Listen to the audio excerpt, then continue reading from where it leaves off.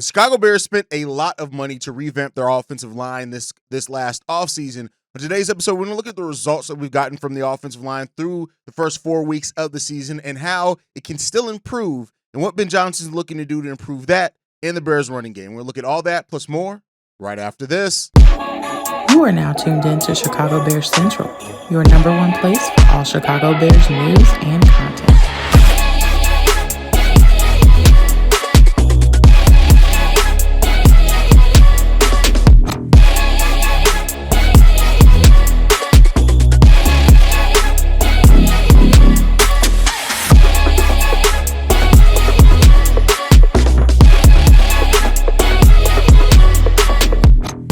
What's going on, Bears fans? Welcome to another episode of Chicago Bears Central, your number one spot for everything Chicago Bears related. I'm the host, Terry Hayes, but more importantly, you guys can follow the channel at Chi Bears Central on every social media platform we happen to be on. With that said, let's go ahead and get into this content for today, y'all. And the Chicago Bears, this past offseason, they added Drew Dalman, Jonah Jackson, Joe Thuney. They added that while keeping their tackles in Darnell Wright and Braxton Jones intact. They also, of course, drafted Ozzie Trapillo. Theo Benedict made his return after getting injured last year in the preseason period. Ryan Bates is still on the roster. So the Bears, they spent money to revamp their offensive line. They spent money. They spent draft assets as well to do it, also drafting Luke Newman. And so while there's been some inconsistent performances on the offensive line from Braxton Jones and Darnell Wright, for that matter, and Jonah Jackson, who we'll get into here in a little bit in a second, the Bears have cut their sack rate considerably this season.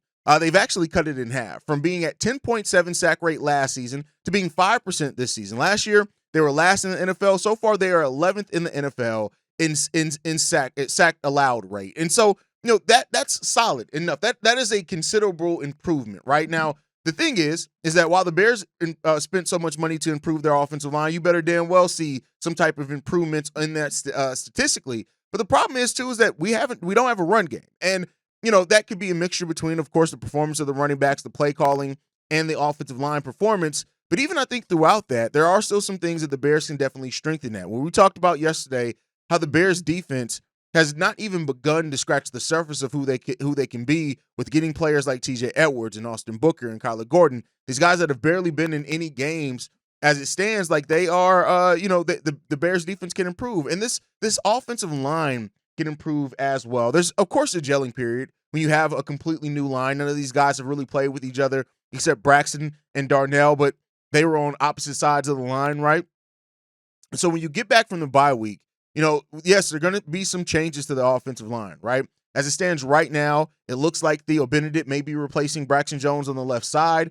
We don't know what's going to happen with Darnell Wright. We're going to see what happens there. But it looks like those things are going to be changing. That Theo Benedict's going to be coming in as that left tackle, more than likely, or you're moving Darnell Wright to left and bringing in either Ozzie or Theo Benedict at right tackle. But you're going to have to do something there. Likely, it's probably going to be Benedict starting at left tackle. If Darnell Wright's healthy, I think he's still going to get an opportunity to return and start. I think that's still going to happen there. But you're going to see more reps for Ozzie Trapillo, which is good. You want to see more reps from him, especially after what he did against Maxx Crosby. But outside of the tackles, right, which I know a lot is made about the tackles, and I understand why. Our tackle play has left a lot to be desired. It's not just Darnell Wright and Braxton Jones. As much as money as we spent, right, you still have to look at, I'm sorry, Jonah Jackson has not been as advertised at all, or what we had hoped that Jonah Jackson was not going to be. He hasn't lived up to that at all. Yes, we traded him, and that was cool. But then we signed him to a 3-year contract extension as well at $52.5 million through the 2027 season. So, we made an investment. We didn't just make a trade and just have it be a 1-year flyer. We made an investment in Jonah Jackson. And so far, it's not been good for this team at all, right? His PFF grade is 5th worst on the team through 4 grades. That's a 52.8. That ranks 70th out of 103rd qualified guards in the NFL. 70th, right? That's not at the bottom, but it's not good either, right? So, you're not even in the middle of the pack at that point in time. You're towards the lower end of guards in the NFL at that point in time. Jonah Jackson has to be better. And, I don't expect them to bench Jonah Jackson or anything, but it's clear that Jonah is struggling. And with the Bears and the assets and money that we spent to lock him in here, he has to be better over the last 13 games of the season. So when I talk about how the offensive line can still improve this year, like hopefully that Jonah Jackson is going to be better than what he is. I know people are going to say, but hey, he lost his starting job to a rookie last year. So why are we too surprised? And listen, I wish I had a explanation for you on that because I don't. I don't have an excuse for Jonah Jackson. And honestly, I wouldn't want to find an excuse for it either. If there were legitimate reasons for it, that's different. I don't want to find an excuse for you. I want to blow up smoke up nobody's ass. Jonah Jackson has not been good. He just hasn't. And unfortunately, we don't really have the depth behind him where you see a player that's clearly going to be able to step in for him like on his last team. So, the Bears are going to have to figure it out. And know that you're not moving Darnell Wright to guard or anything like that. That's probably unlikely. Luke Newman doesn't seem ready to step into that yet either. So you need Jonah Jackson to improve. And one thing I'm tired of with this damn Bears team is spending money on these damn veteran offensive linemen, and it just it not working. Like Nate Davis was bad enough, but and I want to be clear here. At least Jonah Jackson's out there. It's not as bad as Nate Davis, but I'm just saying I don't want to have another failed experiment completely. Even if Jonah is taking a step back, great. But what how he's performing right now is it's not acceptable. You don't have to be the top guard in the league, but damn, can you be top 15? Can you be top 20? Can you do that? I'll settle for top 25, right? You need something like this. And Jonah, for what it's worth, Jonah Jackson has shown that he can play better than this. It's not just hoping that he's all of a sudden going to play better and he never has before. We've seen him play better than this. Even last year, even in losing his starting position, he looked better than what he looks right now. So if you get better tackle play, so whether that means benching Braxton, having Braxton come as a swing tackle, starting Theo, starting Ozzie, whatever it ends up being, and that does make an improvement. Hopefully over this last week of the bye week, they've been practicing for that. They've been preparing for that. They've been evaluating for that. And then if you get Jonah Jackson to play more like how he has over his NFL career, you could be off to something then, right? You could have something that then looks like it's actually working for you. So that's what the hope, again, is for all of this. Will it be that? We can't say for sure, but the hope is that this offensive line can improve. And, listen, I'm not Braxton Jones. Oh, I wish Braxton Jones was showing consistency. Ben Johnson said this at the start of the season.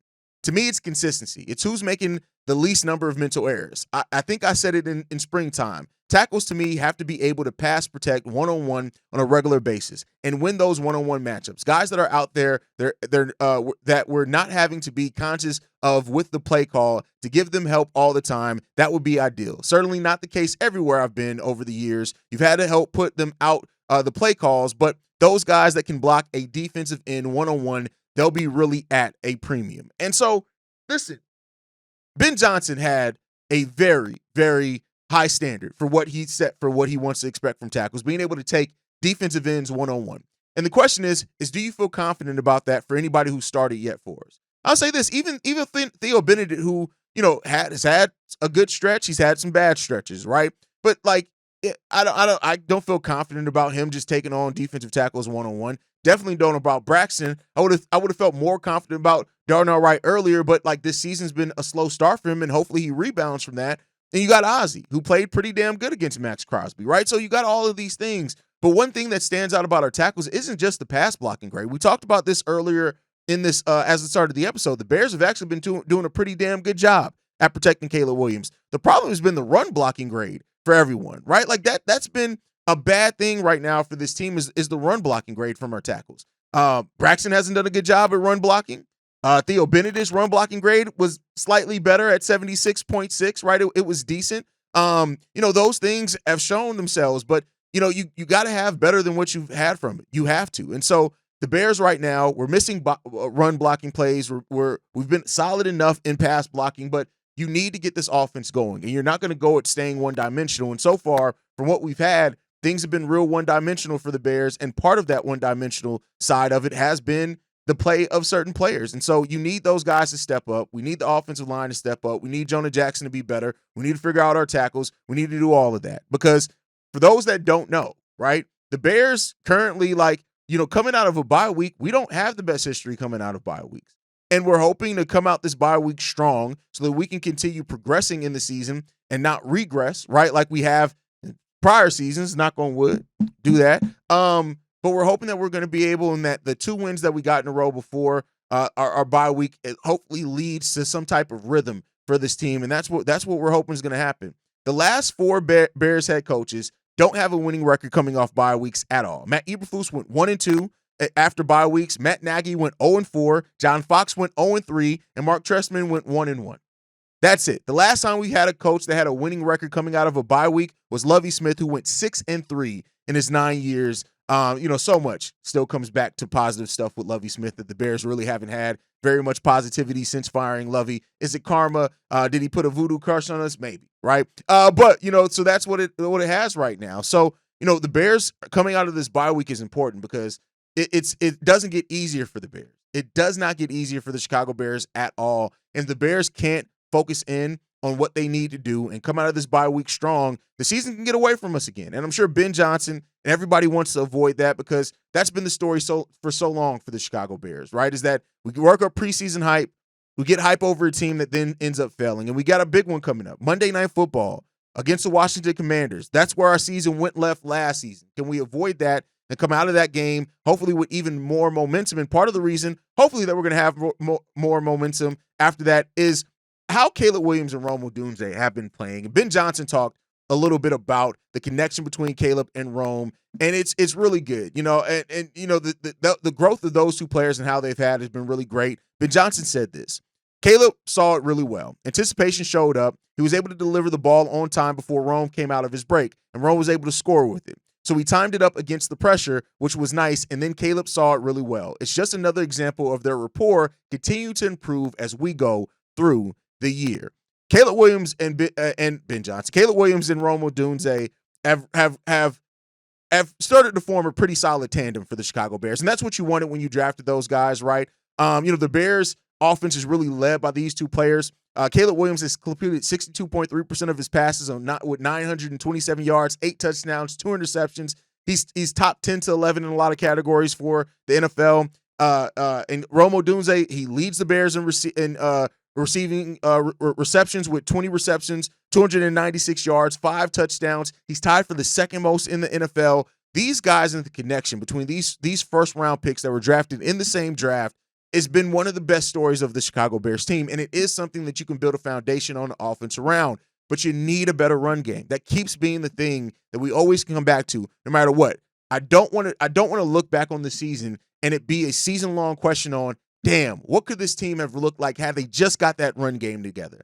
And that's the thing. And Ben Johnson's been very honest about it in what we do, and so we got to give it up. We got to get better on that. Our run defense, our run offense is really the things that are hurting us the most right now on both sides of the ball. We got to be able to move the ball on the ground better. We got to be able to stop the ball on the ground on the defensive side of the ball. If the Bears can get to doing that and can do it more consistently, like I said, I don't need the Bears to have a top 10 rushing attack. If they do, great, right? But I'm not expecting that. I just need them to have a rushing attack that's going to have to keep defenses honest, that teams are going to actually have to play for and scheme for. Right now, we become more one-dimensional as the game goes on because we don't have success in the run game. Like, shout out to the Bears for running it. What they run it 17 times in a row on that one drive. Cool, great. That's all fine and dandy, but what are we really getting out of that, right? We didn't get very many yards out of that. It was just eating time off the clock, which was good. We were still able to move the ball when we needed to, but we cannot allow this to continue for this season. And it cannot be one of these storylines that we look back on at the end of the season. We're just like, what if? We can't continue to do that. So we got to get better in those areas. Ben Johnson sees it. This team sees it. I think everybody really does see it. Like, you got to get better. And hopefully the Bears have been focusing on that, whether they're going to make a trade, whether they're not going to make a trade, whether it's going to end up being, them, just trying to get better performance, finding better uses out of Kyle Monangai, and maybe getting Roschon Johnson included in the running attack, whatever that ends up being. The Bears got to find something here because as things stand right now, I just see teams adapting, and when they finally adapt and they could play the Bears just for the play, hopefully the Bears are ready to counteract that with some damn good play. Because I tell you what, if the Bears can't get a rushing game going, this is gonna get ugly. But there are a couple of things that we need to look for as the course of the season. There are a couple of things that the Bears are fighting for, right? And we'll see over the season, right? And I want to be clear with this. This all comes with the caveat of win football games first. So if I mention an individual stat, don't get to typing, don't get to complaining that, oh, are we just worried about the stats? No, the first thing comes is wins. But these are just things to watch that if they happen and that are achievable for the team. Caleb Williams is on right now. He's on pace to throw for 3,940 yards, right? If the pace, that's near 4,000 yards. Is Caleb going to be able to have a 4,000 yard passing season and over 30 touchdown season? It seems like he will, right? And the way that Caleb has grown as an under center quarterback, the way that he's grown in understanding and picking up blitzes, right? And knowing when to do that, the numbers back this up, all that type of stuff. The third down average as far as the completion rate on third down, all that stuff is looking good. So the progression of Caleb Williams overall and how it contributes to winning is great, right? That's the bigger thing to watch. But another thing, can Caleb Williams have that 40,000 yard or that 4,000 yard passing season and over 30 touchdown season? Can he have that? We'll see. We'll see. And then the other thing to watch as the season goes on as well is that the Bears rank right now 17th in total offense, right? We're averaging 328 yards per game. Keep in mind, we're averaging only barely over 100 yards on the ground per game. So the thing to watch for this is that do the Bears continue to get creative and keep finding ways to put up points to get yards at third down, completion percentage, and how the Bears do discover a running game? Is it going to be through a mixture of Caleb and DJ Moore and these other guys getting carries as well? Or do our running backs finally step up, or do we make a move? Is it going to be DeAndre Swift, Roshan, Kyle Monangai? Are these guys going to find their pathway? Are the Bears going to make a move for a running back and bring a different one in here and get impatient? I can't be mad at them if they do, because, like I said, don't want that to be a thing holding the team back. But I do think that we haven't seen the best play calling out of Ben Johnson yet either. I think that's a big thing, that the play calling for this team is going to get better. It's going to get more creative. We're going to see guys like Colston Loveland and Luther Burden between now and the end of the season. They're going to be utilized as weapons better in Ben Johnson's offense. And then that's when the playbook really opens up to you. But you still need to get the run game going to do that. You have to. You do not get the run game going, you're not going to be able to do these things. It's possible. It's right there. It's definitely feasible for the Bears to get all of their weapons involved and to look like a much better team. It's right there. It's possible. But to do that, they're going to have to get a run game going. If they can't get that going, it's going to be tough. And then, I know I talked a lot about the run game on the offensive side. We got to get the run defense going. But I'll say this. I really do think the Bears' run defense is going to improve quite considerably with TJ, Kyler Gordon, Austin Booker coming back. I think that those additions are going to help the Bears in the run support, and the Bears, hopefully, as well, that Dennis Allen, if the run game continues to be a problem, does open up to running more 3 linebacker sets. And then you have Noah Sewell and TJ Edwards, who somebody asked yesterday, can they play together? Yeah, they can play together. I think that they can naturally play together. It is a little bit weirder because TJ is the middle linebacker, whereas I still think Tremaine should probably be, but we'll see there. But if you run TJ Edwards as the middle linebacker, you can use Noah on the outside. I think you have both those guys who can play the run game pretty well. Tremaine Edmonds has been really solid in pass protection as well. So pass coverage, I should say. So that's really good there. But I think that the Bears' rushing defense is going to get better. I think our run defense is going to get a lot better, and the addition of those 3 guys are going to help. And having those guys are going to be a big shot in the arm for the Bears' run defense. And I would not be surprised if it really turns around. And then the thing that I think everybody's looking for that we got to put on here over the remainder of the season is, does Ryan Poles get aggressive again? And if he does get aggressive, does he make the right move? Chase Claypool didn't work out. Montez Sweat worked out initially, but, the return this season has not been favorable to what we're paying him, right? So, what we've seen, but we've seen several times in where Ryan Poles does get aggressive and makes a move with something that he notices this team lack. Now, it hasn't always worked out. And that's part of the problem, right? But, for what it's worth, Ryan Poles has made a midseason trade every year but last season.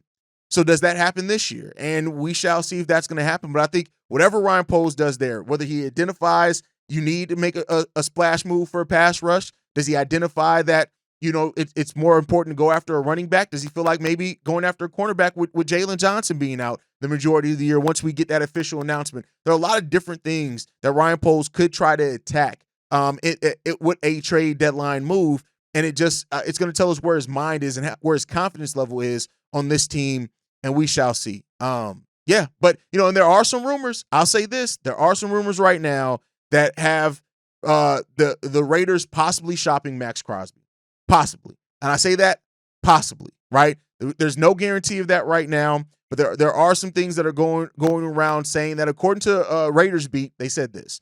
For better or worse, the other veteran to watch is Maxx Crosby. Crosby is the heart and soul of the Raiders, both in the locker room and on the field. It would take a massive trade offer to pry him away from the Raiders, but the details of the extension he signed in the offseason make it clear that the door is being left open to trade Crosby. So, I mean, listen, I get it. And we saw what Max did to us. Maxx Crosby is the type of move that, again, like I said when we played him, like you have a guy that his presence alone transforms your defense. And if Ryan Poles wanted to get aggressive and go out and get that guy, I wouldn't be mad at it.